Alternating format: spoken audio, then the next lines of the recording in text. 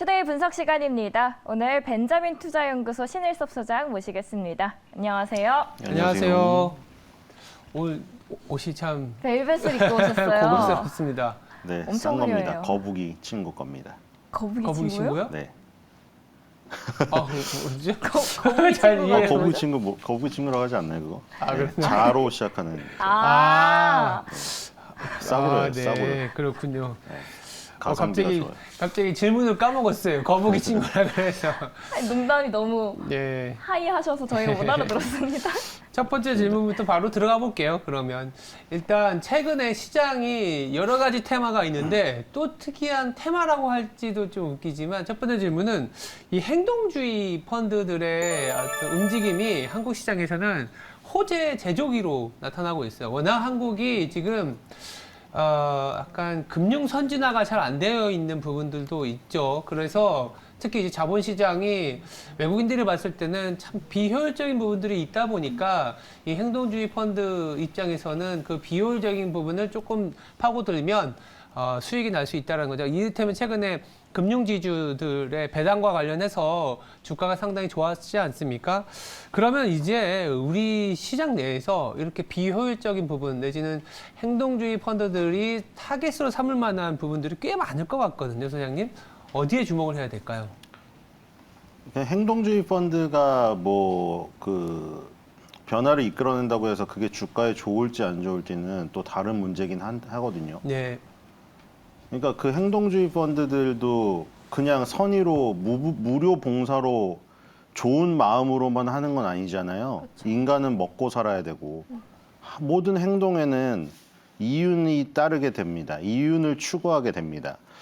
그런 것을 생각해 봐야 되고 옛날에 칼라일 펀드라고 있었나요? 그 사모펀드? 그 짐 로저스가 아니죠. 누구야 그 사모펀드로 유명한 사람이에요. 조지 소로스. 맨날 둘이 헷갈려요. 조지 소로스 그 사모펀드도 보면은 뭐, 그러니까 이것도 저기예요. 아예 그냥, 우리 저기 뭐 이병헌 씨 영화에도 나오잖아요. 아예 조그맣게 하면은 그냥 사기꾼인데 아예 조 단위로 해버리면 이거는 뭐 역사에 남을 인물이 돼버리는. 그러니까 이 사모펀드도 마찬가지로 뭐 여러 가지 우리가 이 개별적인 문제에서는 나쁜 일들이 그러니까 어떤 부분에서는 나쁠 수가 있잖아요. 어떤 사람에겐 나쁠 수가 있어요. 예를 들어 거기 일하는 사원이라던가 회사를 들어와가지고 완전히 통째로 이제 뺏어가지고 가버리는 느낌을 받을 수가 있는 거죠. 어떤 위치에 있느냐에 따라 자기가. 근데 이제 뭐 전체적으로 보면은 이제 그 어떤 사모펀드의 제왕이 되어 있단 말이죠. 완전히. 그렇잖아요. 이제 워렌 버핏은 뭐 이쪽에서 최고, 뭐 짐 로저스는 농산물에서 최고, 사모펀드에서 조지 소로스가 최고 이렇게 돼버리는 거예요. 그러니까 우리나라는 거기까지는 시기상조예요. 지금 아예 그런 거를 해보지도 못했기 때문에.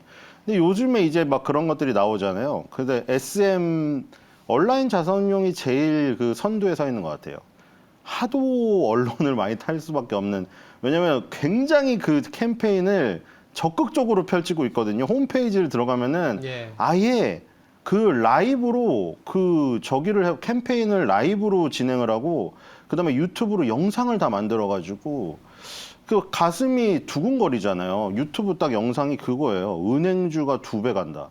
야 이거 은행주 갖고 있으신 분들에게는 가슴도 클릭을 안 할 수가 없어. 그게 아시잖아요. 그 썸네일이 딱 있는데 이 세모 플레이 버튼이 있는데 그거를 안 누를 수가 없잖아요. 은행주 오랜 주주분들이 은행주 주가 2배 간다라는 그 타이틀이 썸네일에 지금 박혀 있는데 그걸 안 누를 수가 없어요. 이게 엄청나게 큼지막하게. 그래서 그걸 누를 수밖에 없는 상황인데 그 논리가 저기잖아요. 이제 이 골드만삭스나 네. 저기 JP 모건이나 다 들어가 보세요. 뱅크 오브 아메리카나 1.3배 막 JP 모건 1.78배도 나와요. PBR이. 맞아요. 근데 우리나라 거 PBR이 0.3, 0.1을 기록을 하고 있거든요. 은행 지주사들이. 그러니까 그게 막 그렇게 2~3배를 가려면 변화를 해야 되는데 우리가 요구하는 대로 변화를 하면은 그렇게 갈 수도 있다. 그러니까 SM도 지금 완성된 건 아니잖아요. SM에 압박을 가해가지고 지분 1.1%를 가지고 압박을 가해가지고 어쨌든 라이크 기획 그것을 지금 밀어내는데 성공을 했잖아요. 일단 1차적으로. 그다음에 주주총회에서 이제 뭐 사회이사를 많이 넣는 거. 왜냐면 사내이사가 대부분 다 거기 회사에서 잔뼈가 굵은 사람들이 사내이사를 맡고 있으니 외부 의견이 들어갈 구멍이 없는 거예요. 그러다 보니 그런 거를 요구하고 있고, 그 다음에 이제 SM에서 일단 1차적인 목표를 달성했다고 생각했는지 이제 금융지주 회사로 넘어갔어요. 네. 그래서 지금 JB 금융지주가 제일 뜨겁잖아요. 7개 금융지주를 꼽았는데 JB 금융지주는 지분이 14%예요. 온라인 자산운용 지분이. 그리고 1위가 저기예요. 삼양사 지분인데 삼양사는 이제 더 이상 못 사요, 지분을. 금산분리법 때문에 삼성이 은행을 운영 못하는 거랑 똑같죠. 그러니까 이런 것들로 이제 변화를 이끌어내는 지금 상황이죠. 그러니까 좀 우리가 가슴이 두근거리게 만드는 거죠. KTNG도 똑같잖아요. 우리가 맨날 생각하잖아요. 야, 쟤네는 담배를 파는데 인삼을 팔아? 우리가 의아하게 생각했잖아요. 야, 나 왜 그럼 나한테 담배를 팔아? 나 못 벗어나겠는데? 그 액상담배 뭐 관련형 전자담배로 넘어가신 분이 그래요. 야, 이거 하다가 결국 연초 땡긴다. 연초 갔다가 다시 전자담배 관련형 폈다가 액상을 폈다가 이거 계속 무한 반복이지. 나를 이거 굴레에서 벗어날 수 없게 한다. 그래 놓고 나한테 인삼 스틱을 던져준다. 홍삼 스틱을. 아, 이거 뭐 병하고 약을 동시에 주네. 그런 거를 이제 저기서 행동주의 펀드에서 찝은 거죠. 야, 너네 이거 분리해라. 아니, 왜 인삼을 지금 담배랑 너 병하고 약을 같이 넣으면 어떡하냐고. 병을 떼고 약을 떼라. 너네 그러면 인삼 제대로 평가받아가지고 지금 주가 2배 갈 수 있다.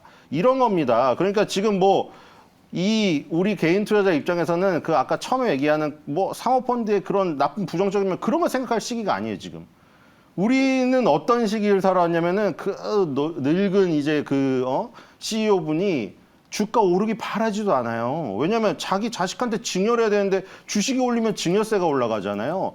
배당만 받아가지고 회사에 관심도 없어요. 거기서 앞에서 주주가 1인 시위를 하던 말든 귀등으로도 안 듣고 거기 앞에서 야 추운데 쟤는 뭐 하고 있냐 하면서 이게 뒷짐지고 그쵸? 아무 관심이 없어 회사에. 그러니까 그런 시기를 지금 거쳐오는 우리 그 약간 후진국스러운 그 증시이다 보니까 이런 행동주의 펀드들의 요런 요 압박들이 뭐 뒷일은 생각하지 않아요. 그게 만약에 회사를 정말 들어와가지고 사모펀드식으로 딱 이익만 챙기고 딱 나가버리고 뭐 나중에 그럴지언정 그건 알 수가 없죠. 그럴지언정 어쨌든 이런 시도를 통해서 그런 변화라도 이끌어내는 거. 왜냐면 개인 투자자들이 아무리 가서 행동을 해봐야 아무 귀등으로도 듣지 않았거든요. 이게 자산운용사들이 나서서 그래도 해주고 캠페인을 통해서 소액주주들 힘을 모아주니까 그나마 이제 회사가 귀를 기울이기 시작한다. 그게 몰라요. 진짜 본심은 모르겠어요. 아, 이제 그냥 시류에 맞춰가지고 주주님들 그동안 저희가 정말 죄송합니다 이래놓고 뒤에 가서 아, 진짜 트렌드 같은 거 따르는 거 귀찮네 이럴 수도 있고 진짜 진심으로 그래 이번 기회에 우리도 이런 회사에 바꿔가지고 글로벌 스탠다드로 나가보자 이런 사람이 있을지 모르겠는데 그 어떤 기업 그 경영주의 마음을 떠나가지고 일단은 어떻게든 자기가 싫든 그러니까 추운데도 스케이트 타러 나가든 추워서 나가기도 싫은데 이불 밖으로 엄마가 끌어내서 나가든 어쨌든 나가게 만들잖아요 지금. 그러니까 그런 부분 때문에 일단은 응원하는 부분이 더 많은 것 같아요. 그러면 우리나라가 어쨌든 비효율적인 부분들이 있었기 때문에 이렇게 행동주의 펀드들의 움직임을 더 많이 받을 수밖에 없는데 우리가 투자 전략, 투자 아이디어까지 이어진다면 아까 뭐 SM도 얘기하셨고 최근에 뭐 오스템 임플란트 우리나라 한국형 뭐 강성부 펀드였나요? 거기서도 조금 얘기가 나오고 있는데 투자자 관점에서는 뭐 지주사를 봐야 돼요, 뭐 SM을 봐야 돼요, 오스템 임플란트를 봐야 돼요, 뭐를 봐야 될까요? 홈페이지에 들어가 있어야 되지 않을까요? 어디요? 그 회사들의 홈페이지에 들어가 있어야 돼요. 홈페이지에? 팝업, 그쵸. 24시간 동안 클릭을 하고 있어야 돼. 그러다가 팝업창이 딱 뜨는 순간 그때 초반에 투자를 해야 되는. 무슨 팝업이 뜨는 거죠? 그러니까 온라인 자산운용 같은 경우에 네. 메인 화면에 팝업을 엄청 크게 띄워놔요. 네. 몇 달 전까지 SM이 떠 있었어요. 네. 그러다가 SM에서 소비의 목적을 달성하니까 없어졌어요, 팝업창이. 팝업창이 없어지고 SM은 위에 카테고리에 들어갔어요. SM, BYC. 그 다음에 갑자기 확 바꿨어요. 금융지주 7개를 딱딱딱 해놓은 다음에 클라우드처럼 쫙 해놓고 거기다가 캠페인하고 라이브 그 대표님이 직접 라이브 하시는 거 그걸 팝업창을 엄청 크게 띄워놨단 말이에요. 근데 그 팝업창이 딱 올라오는 그 초반에 그걸 포착한 순간 바로 투자를 했으면 초기에 잡을 수 있었죠. 이미 JB금융지주는 지금 33.71%가 고가상으로 올라버렸습니다. 그러니까 결국 지금 이렇게 먹힌다는 걸 알았으면 온라인 자산운용의 다음 타겟을 먼저 알고 싶잖아요. 대표님을 미리 저기 친하던가 아니면 그걸 모르면 24시간 클릭을 하고 있다가 팝업창이 딱 바뀌어가지고 타겟이 생기는 순간 빨리 관심을 갖고 분석을 해가지고 그런 방법이 최고지 않을까 저는 그런 아, 생각을. 그래요? 어떤 타겟을 삼을지를 모르니까요. 그 다음이. 일단 그 온라인 파트너스가 타겟을 삼는 기준을 우리가 보면은 그 다음 대상을 볼 수가 있겠죠. 이를테면 온라인 파트너스가 은행주로 왜 타겟을 했냐면 기본적으로 이게 기업들은 현금 흐름을 마련하게 돼 있습니다. 현금 흐름을 마련하게 되면 뭘 해야 될까요? 주주한테 돈을 돌려주거나 채권자. 그러니까 항상 기업은 돈을 빌려와서 투자하는 게 주식 발행이나 채권 발행이거든요. 그러면 그 주식을 들고 있거나 채권을 들고 있는 사람들한테 돈을 돌려줘야 되는 게 의무예요. 근데 이제 채권을 돌려주거나 주식한테 돌려줘야 되는데 이걸 안 하는 기업들, 즉 돈을 버는데 돈을 돌려주지 않는 기업들이 다음 타겟이 되겠죠. 그래서 배당 성량이 낮은 기업들, 현금 흐름이 굉장히 좋은데도 불구하고 배당 성량이 지금 한국이 이머징이 40%거든요, 평균이. 근데 우리나라 20%밖에 안 돼요. 그러면 20%도 안 되는 뭐 10% 내지는 5%의 배당 성량만 갖고 가고 있는데 이익은 작년이나 재작년에 그래도 나왔다. 그럼 그 기업들이 대상이 될 수가 있는 거죠. 온라인 파트너스는 아마 그런 기업들을 찾으러 다닐 겁니다. 홈페이지를 클릭하셔도 되고요. 아니면 배당 성량이 굉장히 낮은 기업들 한번 잘 보셔야 될 거예요. 그러면 그 몇 년 전까지만 해도 뭐 기업 사냥꾼이다라는 부정적인 이미지가 있었는데 최근에 주주 친화적인 행보를 보이고 있는데 아무래도 태생적인 한계가 뭐 돈을 벌여야 된다 이런 게 있어서 양날의 검이다라는 이야기도 있는데 센터장님께서는 여기서 어떻게 바라보시나요? 우리나라가 전 세계에서 배당 성량이 제일 낮아요. 우리나라만 투자를 하는 건 아니거든요. 대만 같은 경우에는 우리보다 2배나 높은데도 계속 TSMC 같은 경우에 투자를 하고 있잖아요. 그만큼 또 우리가 예전에는 허용을 했었던 게 그렇지 우리는 자본을 쌓아서 투자를 해갖고 성장의 힘을 갖고 가야지 했는데 결과론적으로는 2세, 3세한테 지배구조를 넘겨주기 위한 꼼수로 드러났기 때문에 이제는 그렇게 먹히지가 않는 장인 거죠. 그래서 결국 쌓여있는 자본 갖고 니네들이 할 수 있는 건 뭐야? 쌓아놓고 뭐 할 건데 투자 안 하면 배당이라도 해. 투자 안 하면 자사주 매입해서 소각까지 해. 라고 얘기가 나오는 시점이기 때문에 말씀드린 거라서 조금 변해야 될 것 같아요. 그 은행주 배당 이야기가 나와서 그 은행주의 대부분 주주가 많이 차지하는 게 외국인이다라고 하더라고요. 그렇다면 이런 배당이 외국인에게 더 많이 가는 거 아닌가요? 뭐 그럴 수도 있죠. 근데 그런 거를 이제 다 따지면은 이런 행동주의 펀드들의 새싹을 지려밟게 돼요, 이제. 그렇죠. 주주한테 가는 모든 거지 외국인한테 간다고 보면 안 될 것 같아요. 이런 모든 핑계들. 자, 국민연금공단이 갖고 있는 주식 엄청나게 많잖아요. 야, 국민연금공단 가만히 있을 때는 왜 가만히 있냐고 했는데 국민연금공단이 이제 거수기 역할을 안 하고 이제 의견을 피력한다고 하니까 야, 왜 회사의 비전하고 이런 컨셉을 방해하느냐. 그러니까 이게 그게 다 분석을 못해. 그게 동일 인물이 태세 전환을 한 건지, 아니면 정말 다른 보이스가 밀고 들어온 건지를 모르는데 일단 개인 투자자분들은 일단 이런 요 시류가 우리나라에서는 그 생각을 하기에는 시기상조다. 아까 말한 대로 그 사모펀드가 들어와가지고 이 회사를 홀랑 먹어가지고 제 생각에는 아직까지는 그겁니다. 이제 뜨거운 물이 가득 찬 데다가 찬물을 한 방울 떨어뜨렸더니 갑자기 뜨거운 물 부은 사람이 야, 우리 물 차가워져 안 돼, 붓지 마. 그거 같다는 느낌이 들어서 일단은 행동주의 펀드들을 먼 거를 바라보고 야, 얘네가 그거를 빌드업을 해가지고 이제 이거를 차근차근 먹어가지고 시세가 엄청 올랐을 때 딱 먹고 그냥 쫙 빠질 거야. 그렇게 생각하면은 지금 모든 그 행동주의 펀드들 다 의심해야 됩니다. 트러스트온 자산운용부터 그리고 또 저기 뭐죠? 최준철 대표 VIP 자산운용도 그렇고 지금 계속해서 지분을 매집해가지고 그 지분 매집하는 의도가 경영참여 그거죠. 경영참여는 아니다. 그 일반 투자를 해가지고 예전에 단순 투자랑 경영참여가 있었는데 중간에 일반 투자라는 게 생겼어요. 그래서 이거는 약간 야, 우리는 단순 투자도 아닌데 그렇다고 너네 경영권 M&A도 안 할 거야. 근데 우린 일반 투자라고 이런 거를 표명을 하면서 그래도 너네한테 변화시키기 위해서 압박은 늘 거야. 이러면서 오랜 있잖아요. 뭐 시멘트니 재진이 이런 회사들이 주로 왜냐면 시멘트 재지가 무슨 바이오를 하진 않잖아요.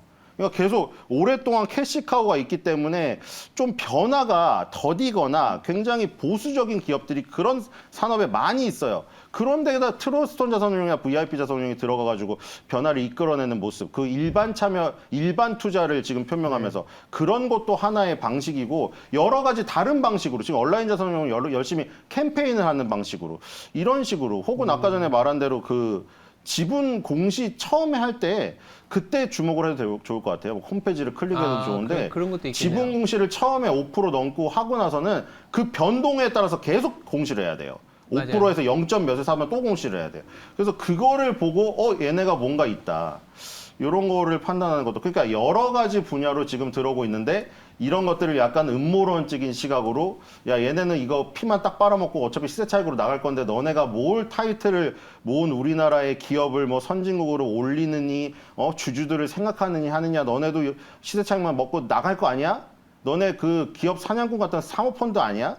이런 관점으로 보는 것은 제가 보기엔 지금 음모론적 시각이 더 큰 게 아닌가?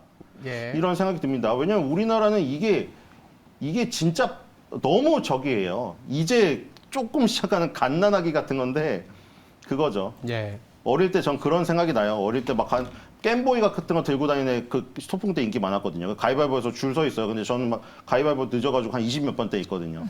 내 차례 가서 딱 하려고 그러는데 걔가 야 너 하면은 너는 계속 저기 소풍지 도착할 때까지 할 것 같으니까 너 하지 마. 하고 꽹기 뺏는 느낌이에요. 알겠습니다. 뭐 이제 이 정도로 하고 다음 이슈로 넘어가도 될 것 같아요. 네, 가상자산의 제도가 또 제도화의 첫 발걸음을 내딛고 있습니다.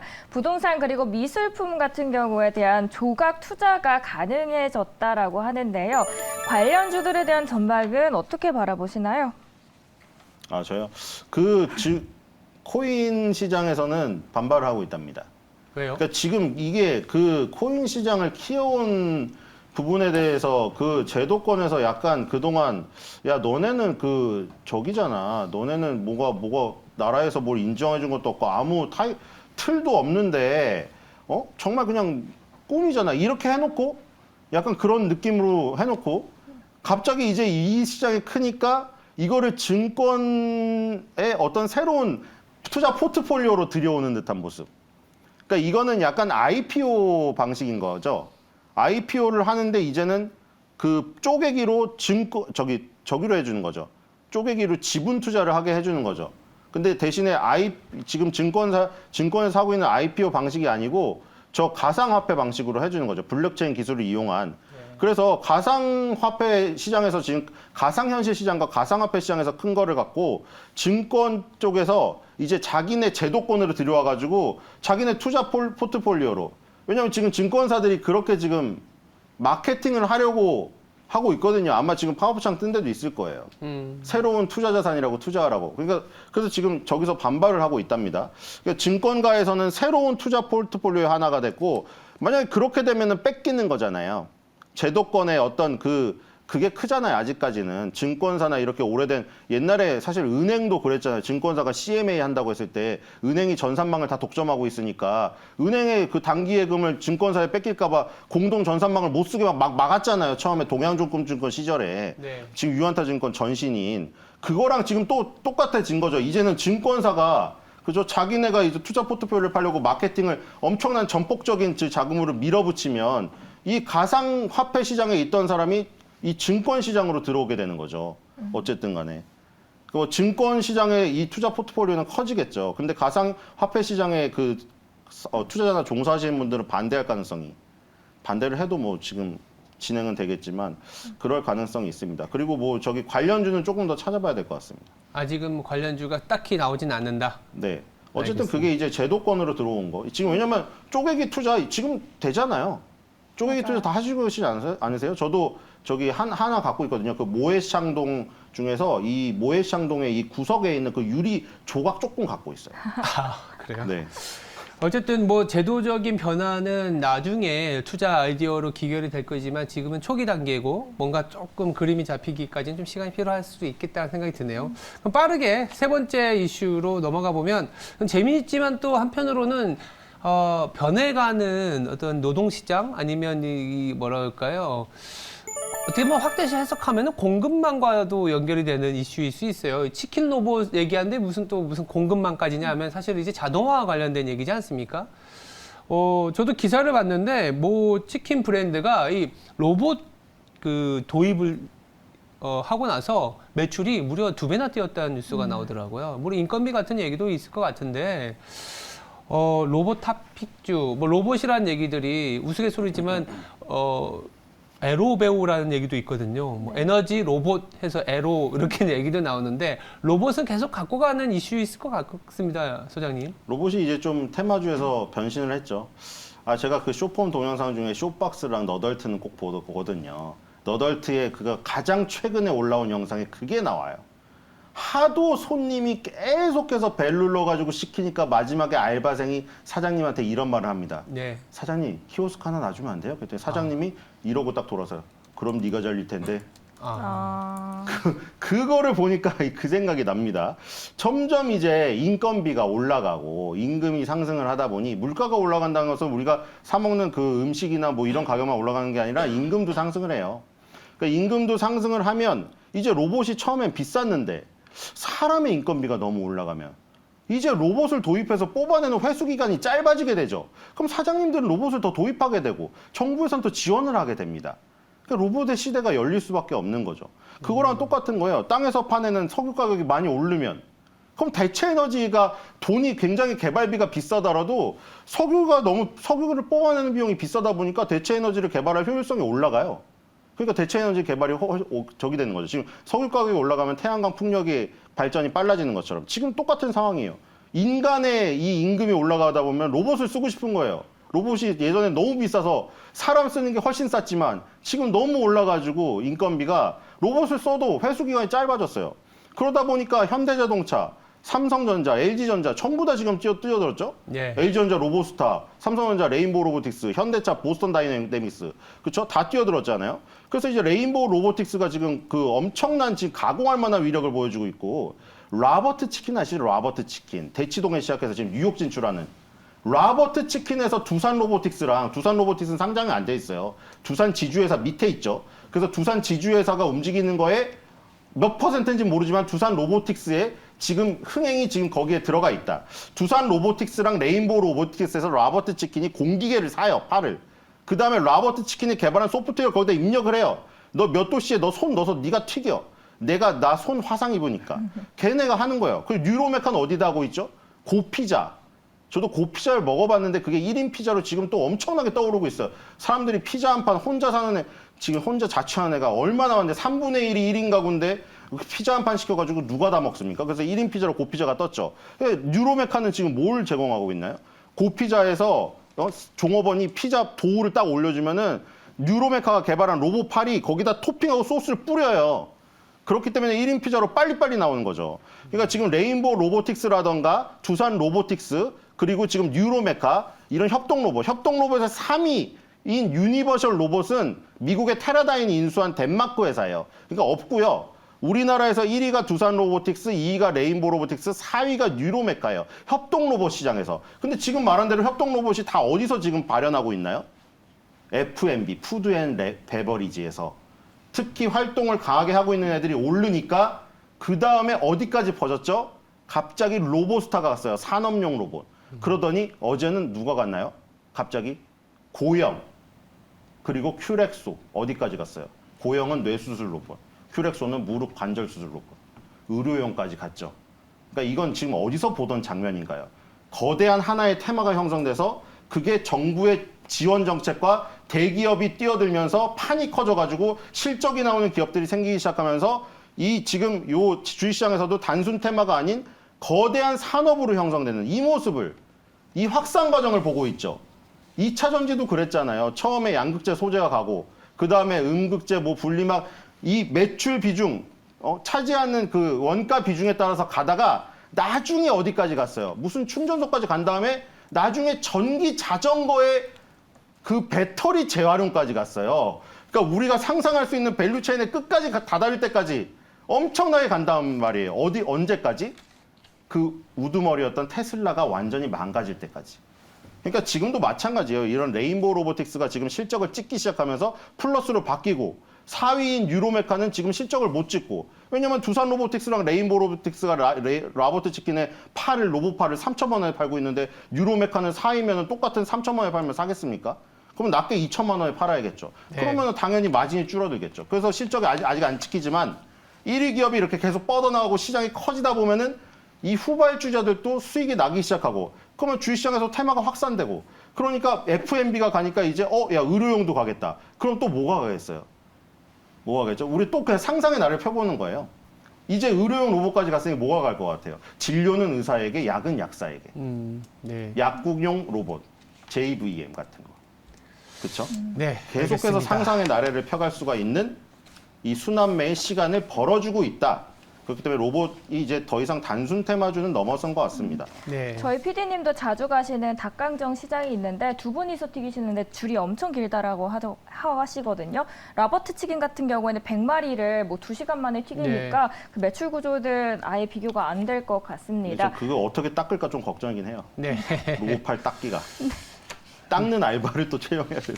닦는 로봇이 나오지 않을까요? 저 기름기 네. 닦는 거 너무 싫어해가지고. 네. 네. 그건 로봇이 하는 걸로. 자, 그렇다면 지금까지 투데이 분석 시간이었고요. 벤자민 투자연구소 신일섭 소장 함께했습니다. 오늘 열정적인 말씀 감사합니다. 감사합니다.